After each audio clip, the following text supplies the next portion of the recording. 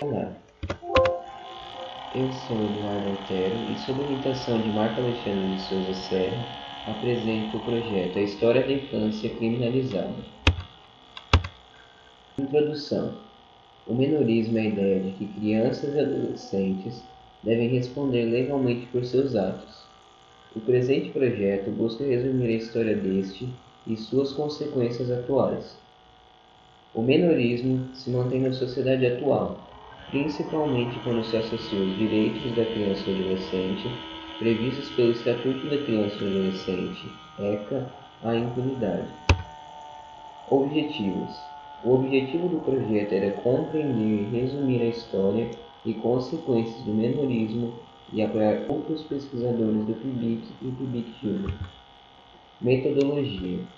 Realizou-se leitura de textos apresentados pelo orientador e uma oficina ensinando aos pesquisadores como fazer uma pesquisa booleana, para que realizassem pesquisas na internet independentemente.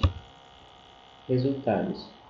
À luz de pesquisas e da leitura de textos disponibilizados pelo orientador, foi possível compreender a história da infância criminalizada no Brasil e apoiar outros participantes do PIBIC e PIBIC-Júnior. Conclusão. À luz de pesquisas e da leitura de textos disponibilizados pelo orientador, foi possível compreender a história da infância criminalizada no Brasil e apoiar outros participantes do PIBIC e PIBIC Júnior. Muito obrigado.